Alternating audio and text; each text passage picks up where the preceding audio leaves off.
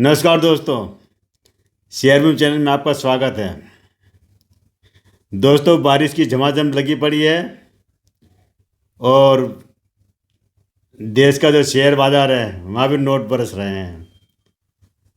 यानी कि हर तरफ से नोटी नोट बरस रहे हैं। तो मैं भी आपके लिए कुछ ऐसे शेयर लेकर आया हूँ कि जो आने वाले दिनों में आपकी झोली भर सकते हैं। क्यों भर सकते हैं, इसका पूरा इस वीडियो के अंदर आपको पूरा सीन क्लियर हो जाएगा। कि दोस्तों, हर देश की आपने देखा होगा जो अर्थव्यवस्था किसी न किसी चीज़ पर टिकी होती है। जैसे अपन जापान की बात कर लेते तो वहाँ पर आईटी या टेक्नोलॉजी इस बारे में टिकी हुई है। किसी देश की अगर अर्थव्यवस्था हथियार पे टिकी हुई है, जब दुनिया भर में युद्ध होते हैं तो वहाँ की इकोनॉमी बढ़ जाती है। तो किसी देश की मेडिसिन पर टिकी हुई है, जब बीमारियाँ महामारियाँ फैलती है तो उनकी इकोनॉमी बढ़ जाती है। इसी तरह हर देश की अलग अलग उसके ऊपर टिकी होती है। और हमारे देश की जो अर्थव्यवस्था टिकी है ये कृषि पर टिकी है, क्योंकि हमारा देश कृषि प्रधान है। आपको याद होगा कि स्वर्गीय प्रधानमंत्री लाल बहादुर शास्त्री ने कहा भी था एक बार, और बहुत हिट हुआ था उनका ये नारा कि जय जवान जय किसान। यानी उन्होंने कहा था कि देश की जो रीढ़ की हड्डी है वो किसान है और दूसरे है सैनिक, जय जवान। तो मैं आज आपके लिए जो शेयर लेकर आया हूँ ये कई सारे करीब 30-40 कंपनियों के शेयर है। साइड में आपको पूरी लिस्ट दिख जाएगी। तो आपको भी जब आप शेयर मार्केट में पैसा लगाते हैं तो आपको इन फैक्टर पर जरूर ध्यान देना चाहिए। मैंने कहा था ना कि शेयर मार्केट कई चीज़ों को साथ में लेके चलता है और इसके ऊपर हर मौसम का और इन चीज़ों का काफ़ी इफेक्ट पड़ता है। और यही जो आने वाली जो हमारे जो देश की जो अर्थव्यवस्था है उस पर भी असर डालते हैं। तो इस समय जो मौसम जो आप देख रहे हो, जो बारिश का मौसम है, अभी तक तो बहुत अच्छा है बारिश का मौसम। और जो मौसम विभाग के जो भविष्यवाणी है वो भी है कि बारिश इस बार सामान्य हो सकती है, कहीं कहीं जगह सामान्य से ज़्यादा हो सकती है। लेकिन फिर भी ये मौसम है, मौसम को हम कुछ कह नहीं सकते। अगर बहुत ज़्यादा बारिश होती है तो उसका नुकसान भी होता है, बहुत कम बारिश होती है तो उसका नुकसान होता है। तो आने वाले दिनों में आप देखेंगे कि जो जो कृषि क्षेत्र से जो आज मैं शेयर लेकर आया हूँ वही, इसलिए मैं जिक्र किया है कि जो कृषि क्षेत्र से जो कंपनियाँ जुड़ी हुई है। हालांकि हमारे देश में हर उद्योग अगर देखा जाए तो कृषि से जुड़ा हुआ है, कोई डायरेक्ट जुड़ा हुआ, कोई इनडायरेक्ट रूप से जुड़ा हुआ है। लेकिन जो सीधे सीधे अगर कृषि क्षेत्र से जो जुड़ी हुई कंपनियाँ हैं, अगर आप ऐसे स्टॉक्स में पैसा लगाते हैं और बारिश अगर इस बार अच्छी रहती, अगर पूरे देश में जैसे अभी तक का सीन ये लग रहा है कि बारिश अच्छी रहेगी, तो ये स्टॉक्स आपको आने वाले दिनों में काफ़ी फ़ायदा दे सकते हैं। क्योंकि आप देखिए कि जो अभी जो दौर चल रहा है, जो सीजन जो बारिश का है, ये अगले 4 महीने तो बारिश के 3-4 महीने बारिश के रहेंगे। उसके बाद आ जाएंगे ठंड की सीज़न आ जाएंगे। तो जैसी बारिश रहेगी वैसे ही ठंड का रहेगा। और फिर ठंड के ऊपर से जैसे आप उस समय की जो फसलें वगैरह होती है, जो अभी की फसलें बारिश की, जो ठंड की फसल है, उसके बाद गर्मी का सीज़न आ जाएगा। तो कहने का मतलब ये कि पूरे साल भर जो बारिश का जो मौसम होता है पूरे पूरे साल का आपको सामने सीन रख देता है। अगर किसान की फसल अच्छी होगी तो किसान की आमदनी बढ़ेगी, आमदनी बढ़ेगी तो इसका जो वो खरीदारी करेंगे अपनी जो जरूरत की, सब कोई मकान बनाएगा, कोई ट्रैक्टर खरीदेगा, कोई गाड़ी खरीदेगा, कोई क्या खरीदेगा। और देश में अनाज की सप्लाई होगी तो उससे जो अनाज से जुड़े जो उद्योग है,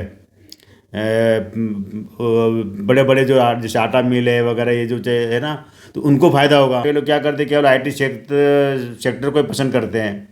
या कई लोगों का ऐसा होता है केवल ऑटोमोबाइल में जाते हैं, कोई मेडिसिन पे जाते हैं। तो हम कोई ना ऐसा स्टॉक्स हम में पैसा डाले हैं जो कि मौसम से रिलेटेड हो, मतलब मौसम का उसके ऊपर असर पड़ेगा और आने वाले दिनों में उसका एक अच्छा बुरा जो भी सामने आएगा। तो आप देखिए जो एग्रीकल्चर क्षेत्र से जुड़ी कंपनियां कौन कौन सी हो सकती है, जैसे कि जो बीज बनाने वाली कंपनियां जो बीज बनाती है, कि जो उपज के लिए अच्छे की बीज बनाती है वो। दूसरी कंपनी होती है खाद बनाने वाली, जो खाद बनाती है। तीसरी कंपनियां होती है जो पेस्टिसाइड बनाती है, कीटनाशक वगैरह, वो होती है। चौथी कंपनी होती है जो एग्रीकल्चर के जो उपकरण बनाती है, खेतों में काम में आने वाले, जैसे पाइप है, इंजन है वगैरह, जो खेत को जोतने वाले जो सामान है वो होता है। और इसके अलावा जो ट्रैक्टर बनाने वाली कंपनी है जो ट्रैक्टर वगैरह बनाती है वो कंपनियां होती है। इसके अलावा आप देखा जाए तो कई सारे जो अलग अलग तरह के जो रसायन बनाते हैं या जो कृषि में काम में आने वाले हैं, वो रसायन से जुड़े कंपनियां, आप ऐसे ढेरों कंपनियां मिल जाएगी। मैंने साइड में जो लिस्ट से करीब 30-40 कंपनी की लिस्ट मैं आपको दे रहा हूँ। तो ये कंपनियां का ये भी बिजनेस है, और इनके जो बिजनेस के सहारे सहारे है, आप देखेंगे कि अगर कोई कंपनी जैसे महिंद्रा महिंद्रा है, महिंद्रा एंड महिंद्रा, ये ट्रैक्टर भी बनाते हैं जो किसानों का काम आते हैं, लेकिन इनका तो दूसरे उद्योग भी है। तो अगर ट्रैक्टर वगैरह के इनका अगर उद्योग अच्छी सेलिंग होती है, अच्छा प्रॉफिट होता है, तो इनके दूसरे बिजनेस पर भी एक असर पड़ेगा उसका। मैंने कहा था ना कि एक बिजनेस से दूसरे बिजनेस पर ज़रूर असर पड़ता है।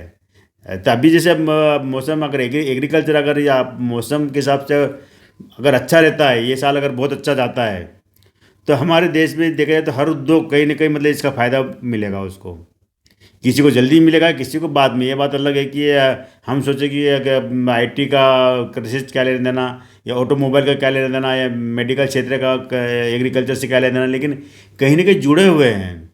क्योंकि हर जो उद्योगपति है, कई उनके एक साथ कई तरह के बिजनेस चलते हैं। जैसे गोदरेज वगैरह ले लीजिए, इनको मतलब कई कंपनियां एक जो अरे एफएमसी का सामान बनाती है, तो इन चीज़ों से जुड़ा मतलब अगर उनको एक दो उद्योग अगर बड़े चलते हैं, तो वो सारे उसके बिजनेस पर उसका असर पड़ता है। और इस तरह आप देखेंगे कि आने वाले दिनों में अगर ये सब कुछ सही रहता है, मुझे भी उम्मीद है कि अच्छा रहेगा। तो इससे जो बैंक जुड़े हैं, अब बैंकों, अब आप सोचेंगे कि बैंक का एग्रीकल्चर से क्या लेना देना, लेकिन है इसका भी, क्योंकि जो छोटी छोटी जो NBFC कंपनियां हैं, जो नॉन बैंकिंग फाइनेंस वाले, वो किसानों को लोन देती है। तो अगर अच्छी फसल आती है, किसानों को अच्छी फसल पकती है, तो वो लोन चुकाएंगे तो उनको फ़ायदा होता है। इस तरह बैंक को भी लोन वगैरह जाते हैं, फिर इससे फायदा बड़ी बड़ी कंपनियों में जो एग्रीकल्चर से जुड़ी हुई कंपनियां हैं, इन दिनों जो नए प्रोडक्शन लाती है, नए नए जो एग्रीकल्चर से काम में आने वाले जो नए नए इक्विपमेंट बनाती है, उनको भी बैंक से फाइनेंस मिलता है। तो अगर अच्छा रहता है, अच्छा बिजनेस है, तो वो बैंक को अपना कर्जा जो भी लेंगे वो चुकाने के लिए तैयार रहते हैं। तो इस तरह से आप देखे जाए तो बैंक से लेकर चाहे जो आप घरेलू किराना सामान वगैरह आप खरीदते हैं, आटा दाल चावल वगैरह, ये इन पे भी, क्योंकि अगर महंगाई, अगर अच्छी उपज होती है तो आपको ये चीज़ें सस्ती मिलेगी, बाज़ार में इनकी मतलब आवक बढ़ेगी, तो लोगों को फ़ायदा होगा। तो आपको ये देखना है कि अगर हम मार्केट में बैठे, शेयर मार्केट में बैठे हैं ना, तो हमें हर चीज़ के ऊपर नज़र रखना ज़रूरी है।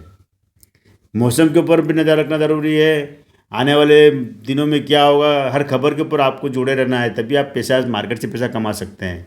केवल अंधाधुन अगर आप ये सोच के आकर के यार ये शेयर बहुत चढ़ रहा है मैं इसको खरीद लूँ, ये बहुत शेयर बहुत चढ़ रहा है इसको खरीद लूँ, तो वो तो एक नॉर्मल सब करते हैं, लेकिन नुकसान में रहते हैं, क्योंकि कुछ ज़्यादा फ़ायदा नहीं उठा पाते हैं। ज़रा से मौसम बिगड़ा, जैसे मान लो कि अगर अभी बारिश अच्छी हो रही है, किसी बैंक और इन्होंने लोन बांट दिया, अगर मान लो बारिश बहुत ज़्यादा हो गई और सारी फसल चौपट हो गई, तो लोन फंस जाते हैं किसानों के, बैंकों के। ये नुकसान भी होता है। या बारिश नहीं होती है तो भी फंस जाते हैं। अगर इसके अलावा जो दूसरी चीज़ जो बिकती है जो कृषि के लिए, उसका उत्पादन भी इनके ऊपर डिपेंड करता है। तो आपको ये सारी चीज़ें, मैं फिर कह रहा हूँ कि आपको जब मार्केट में आप शेयर पे पैसा लगाते हैं, पैसा लगाने से पहले आपको इन चीज़ों पर भी ध्यान देना चाहिए कि हाँ अभी इस समय कैसा माहौल चल रहा है, क्या चल रहा है, आने वाले दिन कैसे रहेंगे। जैसे अभी आप देखेंगे, ये बारिश के दिनों में कोई बड़े त्यौहार भी नहीं आते, शादियाँ भी नहीं होती है। 3 दिनों अगर आप कपड़े के या इनमें अगर पैसा डालते कपड़े वाले बिजनेस में, तो वो ज़्यादा प्रॉफिट नहीं देंगे आपको, क्योंकि अभी सीज़न नहीं है उनका। इसके बाद जो ठंड की सीज़न आएगा, जब दीपावली वगैरह आएगी, उसके बाद शादियाँ वगैरह, तब जो गोल्ड है, कपड़े है वगैरह, इनके बिजनेस चलते हैं, क्योंकि शादियाँ वगैरह आती है तो उसमें ज़्यादा बिकते हैं। इसी तरह मौसम को या सीज़न या आने वाले दिनों में किस तरह का त्यौहार आने वाले हैं, उसके हिसाब से भी आप अगर सोच के करेंगे, पैसा डालेंगे, तो आपको ज़रूर फ़ायदा होगा। आपको इन चीज़ों पर नज़र रखना है। मेरा कहना मतलब ये नहीं कि आप, मैं किसी का नाम नहीं दिला रहा कि आपको इस कंपनी करें, लेकिन मार्केट में एक स्ट्रेटेजी बनाना पड़ती है। जब मार्केट में आप बैठते हैं तो आपको कोई ना कोई मतलब इससे जो स्ट्रेटेजी अपनाओ कि हम आने वाले 4 महीने 6 महीने 8 महीने बाद का हम पूरा एक जब सोच के चले, क्या अगर हम अभी अगर शेयर खरीदते हैं, इसका 4 महीने बाद क्या रिजल्ट रहेगा सामने, या 6 महीने बाद क्या रहेगा, क्योंकि हम लॉन्ग टाइम के लिए इन्वेस्ट करते हैं। शॉर्ट टाइम के लिए करते हैं तो वहाँ तो ज़्यादा बेनिफिट होता नहीं है, लेकिन लॉन्ग टाइम के लिए करते, लॉन्ग टाइम में आपको साल भर 6 महीने अगले साल तक का आपको एक पूरा सीन सामने रख के इन्वेस्ट कर रहे हैं। तो अभी जो बारिश का मौसम चल रहा है, बारिश अभी अच्छी हो रही है, अभी तक तो सब कुछ ठीक ठाक है। अभी कोई जल्दबाजी नहीं करना अभी, और आप मिड जुलाई तक आप देख लो कि कैसा बारिश का वगैरह का रहता है। अगर अच्छी बारिश रहती है, बढ़िया रहती है, तो आपको कई जो इससे जुड़े हुए जो शेयर है उसमें आपको अच्छा बेनिफिट मिल सकता है। इसमें से कई शेयर जो मैं आपने सामने साइड में लिस्ट दिखा रहा हूँ, इसमें कई शेयर आपको बहुत महंगे मिलेंगे, कई शेयर आपको बहुत सस्ते मिलेंगे। हाँ, आपको ज़रूर देखना है, किसी इन्वेस्ट करने से पहले आप उन कंपनियों के आप डेटा खंगाल लेना कि इसके ऊपर कर्जा तो नहीं है ज़्यादा, या बैंक करप्शन में तो नहीं है कंपनी, या इस कंपनी के ऊपर कोई बड़े मामले तो नहीं चल रहे हैं। और भी मतलब इस तरह से पहले आप फंडामेंटलों का सारा चेक कर लें, इसका कैश फ्लो वगैरह, कंपनी का जो भविष्य वगैरह क्या थे। उसके बाद आपको अगर इसमें से अगर दो चार कंपनियां भी आप में भी आप पैसा लगाते हो, तो आने वाले दिनों में आपको एक अच्छा रिटर्न मिल सकता है। तो आज इतना ही दोस्तों, मैं आपको किसी शेयर में पैसा लगाने के लिए सलाह नहीं देता हूँ। मैं पैसा लगाना केवल आपको अपनी मर्जी से लगाना, मैं केवल आपको एक रास्ता दिखा रहा हूँ कि आपको किस तरह की स्ट्रेटेजी अपनाना है। बाकी पैसा आपका है। तो आज इतना ही दोस्तों, कल फिर मिलेंगे हम एक नए वीडियो के साथ में। Thank you.